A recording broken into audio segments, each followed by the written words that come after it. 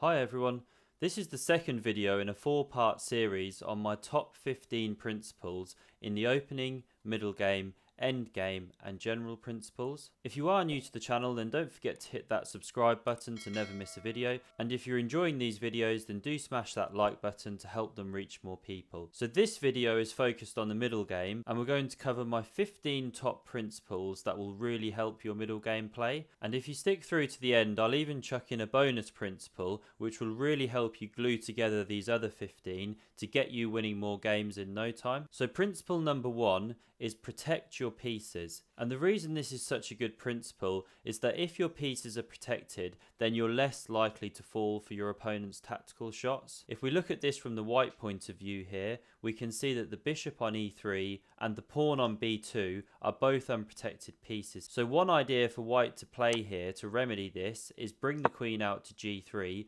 where it now protects the bishop on e3. And this brings us on to our second and third principles of the middle game.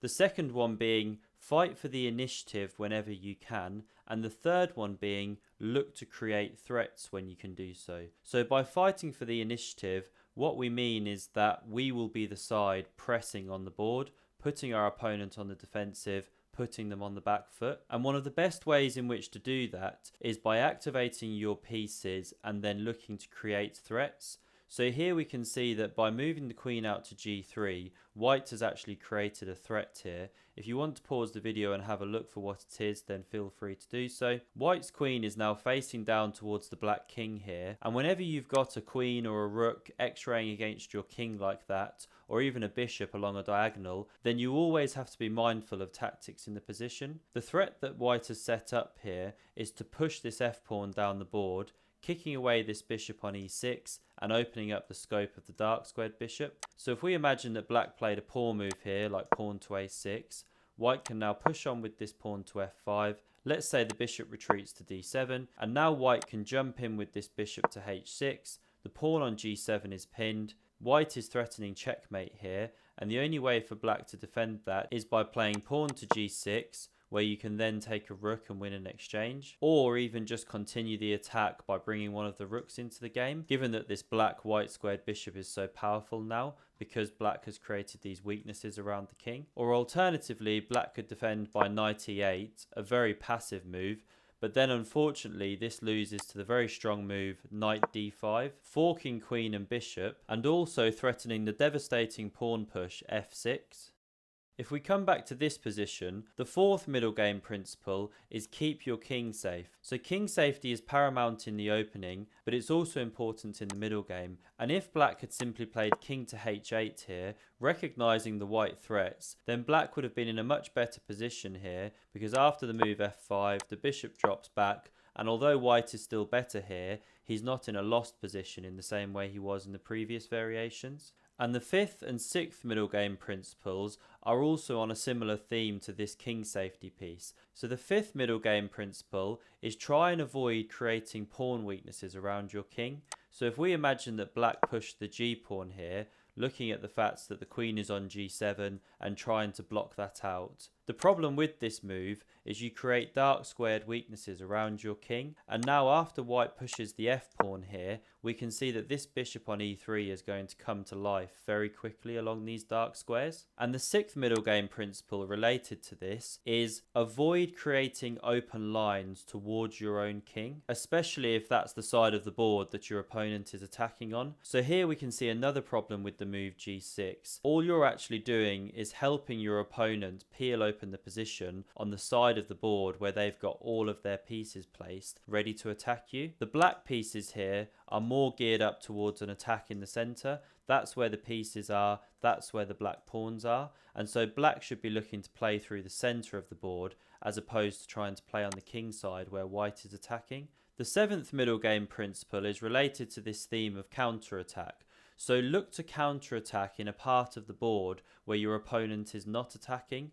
So if your opponent is launching a flank attack, as is the case here, then black should look to counterattack through the center of the board, because it's usually the case that if your opponent has stacked up on one side of the board and is strong there, then you will likely have strengths in other parts of the board that you need to look to exploit. And whilst this is of course a rule of thumb, often one of the best forms of defense can be a counter-attack, because it keeps your opponent guessing and forces them to also respond to your threats. It doesn't necessarily just give them a free hand on one side of the board. And on this subject of defending and counter-attack, the 8th middle game principle is seek to trade pieces if you're on the defensive and your position is cramped. So as a general principle, the side with less space on the board has less space to maneuver pieces, and therefore the pieces all start to get on top of each other. So if you're able to make favourable trades and get some of those pieces off the board, then even though you've got less space, that will become less of an issue. And the same is true on the flip side of this.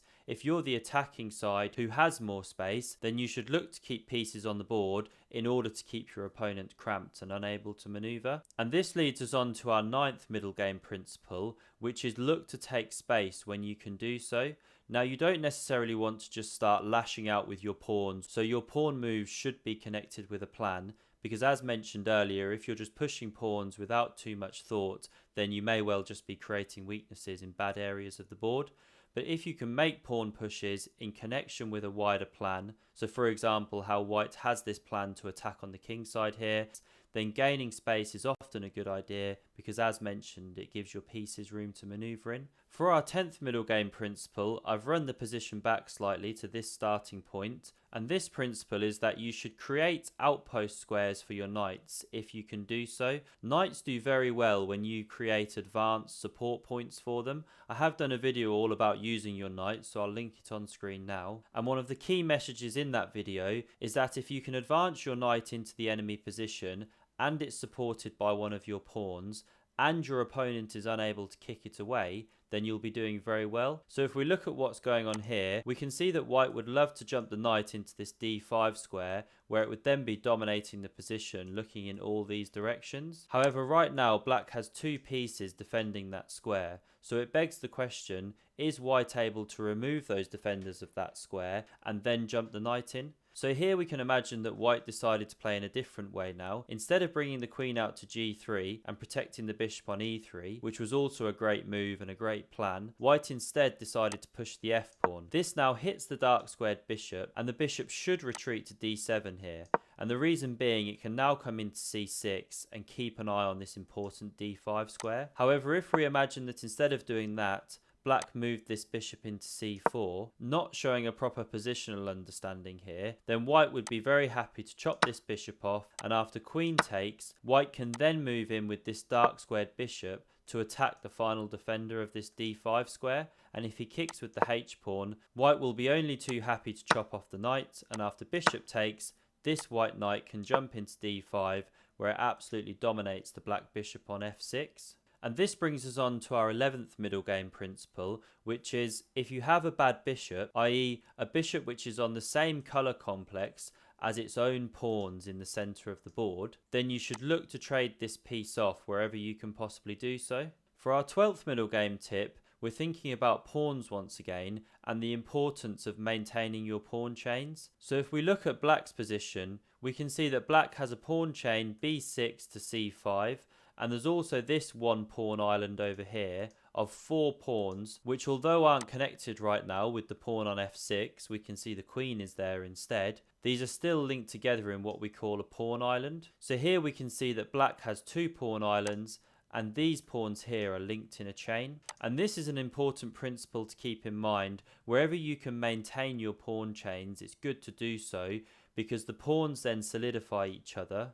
They occupy space across the board wherever you've pushed them to, and they also create advanced support points for your pieces. The other thing about pawn chains, and this brings us on to the 13th principle of the middle game, is that by maintaining your pawn chains, you avoid creating weak and isolated pawns. So here we can see that the white pawn on a3 is isolated, there's no pawn on the b file supporting it, and it's therefore vulnerable to attack, especially if black were to say bring some pieces to this a file. So by avoiding doubled or isolated pawns and maintaining pawn chains, we prevent weaknesses in our position that can later be exploited. And a small tip related to this is also look out for backward pawns. So even though this pawn and this pawn are linked together in a chain, because there's no pawn on a7 completing the chain, this pawn on b6 is now considered a backwards pawn, for the reason being, of course, that it's unsupported by any other pawns, and therefore it has to be looked after by the minor or major pieces if it's attacked, which then distracts them from doing other jobs on the board.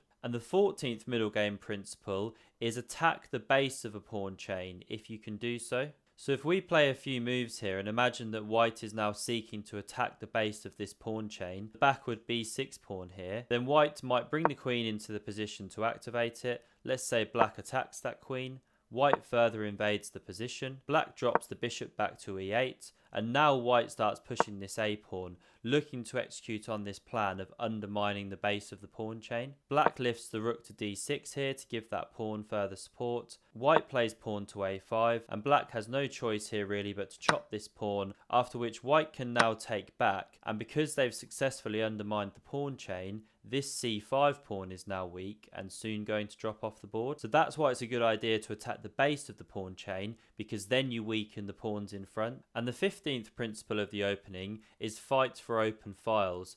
So we can see here that because the white queen infiltrated on the a file, they actually ended up creating a decisive advantage, and it wasn't possible for black to challenge this a file because the white bishop was looking down at this a8 square. So where you have open files on the board in a game of chess, you should look to bring your heavy pieces to those files, your queen, your rooks, because if you can gain control over these open files, then it can often lead to winning advantages later in the game. And a bonus tip that I want to chuck in at the end here is the importance of making a plan. Something I've discussed in many other videos and have done a 2-part video series on, which I'll link on screen now. So it's so important to apply all of these principles but with an overall plan in mind. So there's no point creating threats or undermining pawn chains or gaining space, all those good things, if you're not actually working to a plan in mind. So do check out that video on how to create a plan, because that's really going to be the glue that then links all of these principles together and allows you to use them very effectively in your own games.